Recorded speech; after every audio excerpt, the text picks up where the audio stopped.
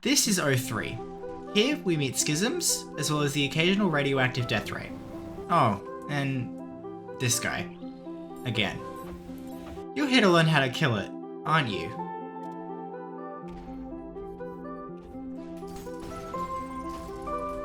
Like every level in the game, upon entry we'll find ourselves in the starting room.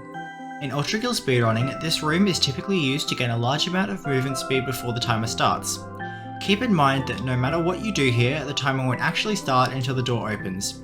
As for entering the level itself, there's several ways to do this. Assuming you're newer to Ultrakill speedrunning, the easiest method of entry is to simply dash jump into the first room. Alternatively, we can perform a slam storage off of the right wall, and after lining ourselves up with the centre of the door, sliding forwards into the level. For those of you that aren't familiar with the term, a slam storage is an Ultrakill speedrun tech that allows a significant amount of velocity to be generated without the cost of health or stamina. To perform a slam storage, jump into a wall, slam downwards, and while midair, jump off the wall. If you've done this correctly, you should see the yellow slam lines after wall jumping. Depending on your level of confidence, there's several things you can do upon entering the first room. If you look directly upwards, you'll notice a glass ceiling blocking the way to the boss room, so our goal here is to go through it. If you're not confident with Ultrakill's movement system, the best thing to do here is to shoot the glass with a rocket to break it, and follow that up by freezing another rocket, jumping on top of it, and unfreezing it to ride it upwards to the doorway. I'll get back to that door in a minute. On the other hand, if you're wanting to go faster, you can perform an Ultra Boost. Depending on your skill level, you can optionally shoot the glass with a rocket and avoid having to do glass punch, however this does lose a small amount of time.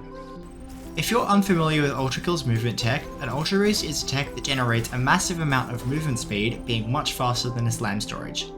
To perform an Ultra Boost, start off by ejecting a core from the core eject shotgun by tapping the alternate fire.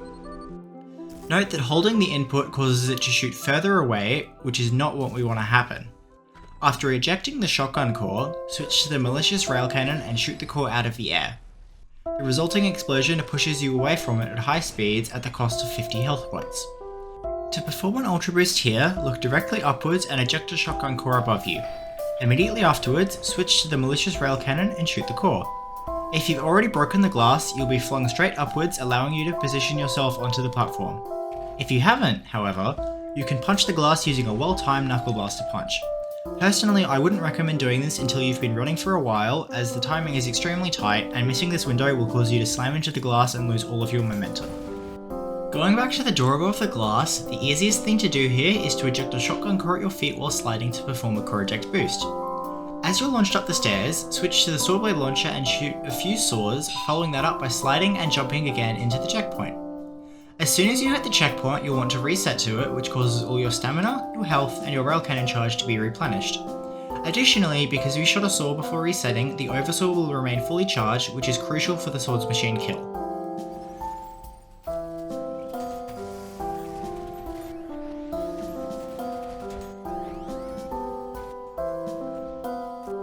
As soon as we reset to the checkpoint outside of the boss arena, we'll want to shoot the oversaw we previously charged into the middle of the arena. This is the same for every kill in this guide, regardless of the difficulty. Swordsmachine kills tend to vary in complexity, but as they get more complex, they get faster too. If you're new to the level, I'd recommend starting off with a shotgun swap kill. After shooting the oversaw along the middle of the arena, dash jump to where the Swordsmachine is going to spawn.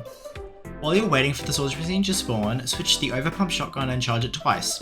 Note that if you aren't close enough to it when it spawns, it has a chance to perform the lunge attack, which isn't parryable with a shotgun and therefore will kill the run. Once the Swordsmachine spawns, you want to time a shotgun shot so it parries the Swordsmachine's first attack. Continue to shotgun swap and punch it using the knuckle blaster until the first health bar is depleted. From here, we should wait until it attacks again and parry it with another timed shot. After this, you should once again continue to shotgun swap and punch it with the knuckle blaster until the Swordsmachine dies. To add a little complexity to the level, we can additionally punch a coin into it, being slightly faster than before.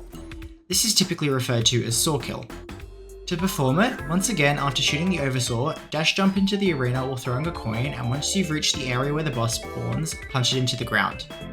By doing this to the coin, we're stacking additional damage onto it, meaning that the Swordsmachine will die slightly faster.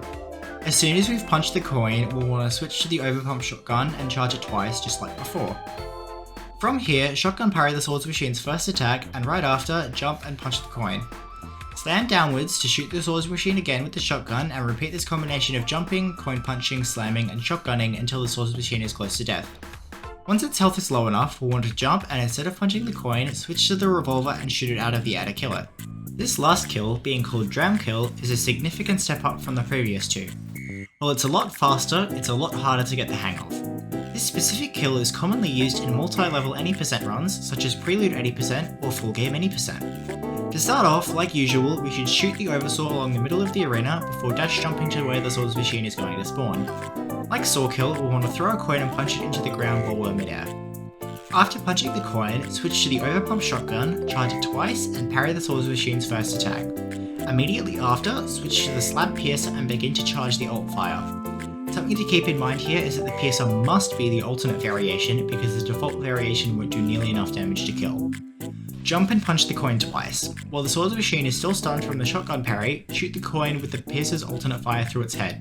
Note that you need to shoot the coin through the head because the shot will deal damage before hitting the coin in the first place.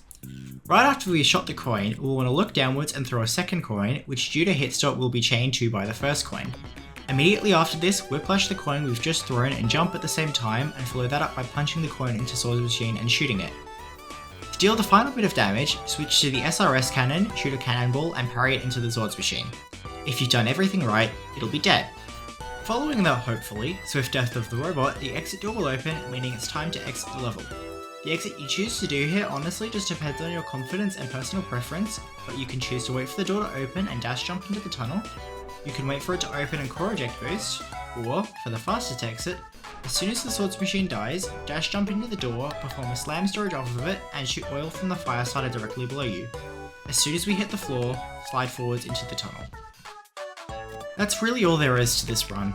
SM kills do get even more complex than this, but I wouldn't recommend learning those until you're extremely familiar with Ultrakill speedrunning. As far as any percent runs tend to go, 03 is on the harder side, so if you feel like you are finding it a bit too hard, there's no shame in taking a break and coming back later.